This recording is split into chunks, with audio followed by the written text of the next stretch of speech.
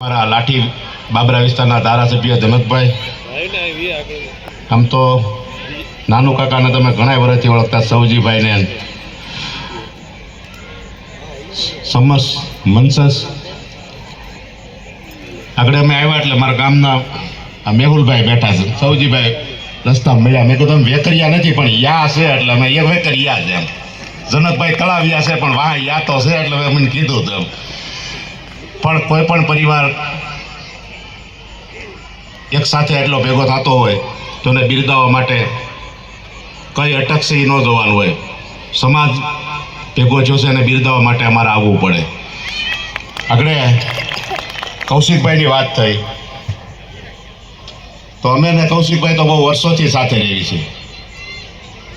એ તાલુકા ભાજપના મહામંત્રી હતા તે હું લાઠી તાલુકા પંચાયતનો પ્રમુખ હતો અને ત્યારથી અમારો મિત્રતા અમે સાથે તો એ ધારાસભ્ય છે અને હું સંસદ છું.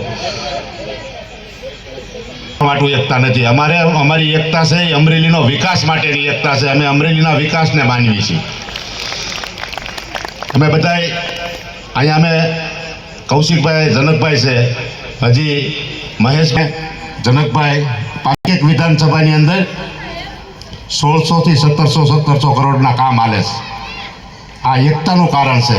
એટલે અમે આવા પરિવારના સ્નેહમિલન હોય, કોઈ પણને કાંઈ સરકારી માધ્યમથી કાંઈ જરૂરિયાત હોય અથવા કોઈને મુસીબત પડતી હોય તો અવશ્ય અમને જાણ કરજો. અને બીજું હું વારાખતે ગમે ત્યાં જાઉં તો એ કહું છું કે આપણે અહીંયા પૂરું ન પડતું હોય ને તો અમે અમરેલીનું એવું ભર્યા થશે અમે પૂરી પાડશું. અત્યારે નાના ઉદ્યોગ કરવા માટે કૌશિકભાઈ સરકાર કેટલી સબસિડી આપે છે. હું કામ આ પોટલા ઉપાડવા જોઈએ? આપણે ન્યાય વિયે ને આપણા બાપ દાદાનું છે. અને તમને સબસિડી એવી રીતની મળે છે કે વગર વ્યાજે તમને અમુક પૈસા મળે છે. સૌજીભાઈ મારી વાત રાઈટ છે ને? તો નાના ઉદ્યોગ તમારે 20-25 લાખના ઉદ્યોગ કરવા હોય તો સરકાર તમને સબસિડી આપે છે અને વગર વ્યાજના પૈસા આપે છે. તો આપણે કોઈ પોટલા નહીં ઉપાડતા, ત્યાં વી આવજો ને અમે અમરેલીને એવું બનાવવા માંગીએ છીએ. તમે આવો ને એટલે તમારી માટે રેડી બધી વસ્તુ સુરતમાં મળે નહીં તમને અમરેલીમાં મળશે એની ગેરંટી તમને. એટલે અહીંયા વેકરિયા પરિવાર છે પણ વેકરિયા પરિવાર બહુ મોટો છે. એટલે તમે પણ બીજા પરિવારને કહેજો કે ભાઈ અમારા ભરતભાઈ આવ્યા હતા, જનકભાઈ આવ્યા હતા, કૌશિકભાઈ આવ્યા હતા, તો આવું કહી ગયા હતા. અને ગમે તો એ તમારે એમાં ક્યાંય અટવાવો તો અમને કહેજો. તમારે અહીંયા ઉદ્યોગ કરવો હોય તો થઈ શકે એમ છે પણ અહીંયા તમારે જગ્યાનો ભાવ વધારે એટલે થઈ શકે નહીં. એટલે આપણી પાસે જગ્યા આપણા બાપ દાદાની છે, હું કામ આપણે બીજે જવું જોઈએ? તમને 24 કલાક પાવર તમારા ખેતરમાં આપી દો એની ગેરંટી, તમને લોન આપી દો એની ગેરંટી, તમને સબસિડી આપો એની ગેરંટી. તમે વી આવો અહીં ખોટા પોટલા ઉપાડતા નહીં. નો ઉપર અહીંથી હું અહીંથી મને ખબર છે, મેં જોયું છે. એટલે એમાં હું મને એક કૌશિકભાઈ એક વાત કરી દો. આજ વેકરિયા પરિવાર છે. અમે દિલ્હી ગયા ને તો બધા ગુજરાતના સાંસદો બેઠા હતા. મેં 2 દી પહેલા કીધું હતું તો કે આપણે મોટો તહેવાર કયો મનાવી? એટલે કોઈ કે દિવાળી, બેસતું વરસ, કોઈ જન્માષ્ટમી, કોઈ હોળી, એમ અલગ બધા નામ દેતા હતા. અને બધા ત્યાં પટેલે હતા, પટેલના સાંસદ હતા, આહિર સમાજના સાંસદ હતા, કોળી સમાજના હતા, દરબારના હતા, બધા સમાજના હતા. એટલે બધા એની વાત કરતા હતા. એટલે મેં કીધું અમારે માટે મોટામાં મોટો તહેવાર જેથી વાવણી થાય ને તેથી અમારે ખેડો અમે મોટો તહેવાર મનાવી.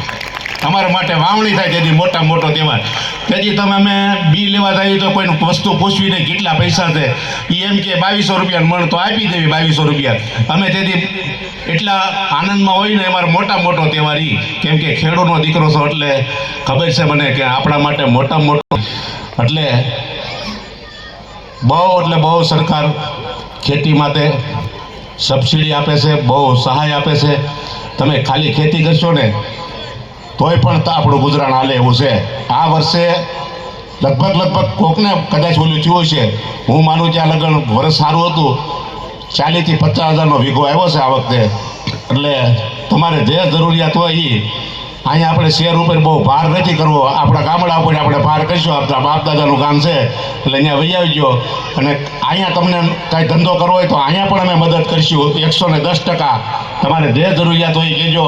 અમે તમારા ભાઈ મિત્ર જે ગણો એ અમે સવી રાતે 12 વાગે કાન પાસે ફોન રાખીને હોવી છે એ તમારે ગેરંટી જે કામ હોય એ કહી દેજો. અસ્તુ જય હિન્દ જય ભારત. ફરી આપ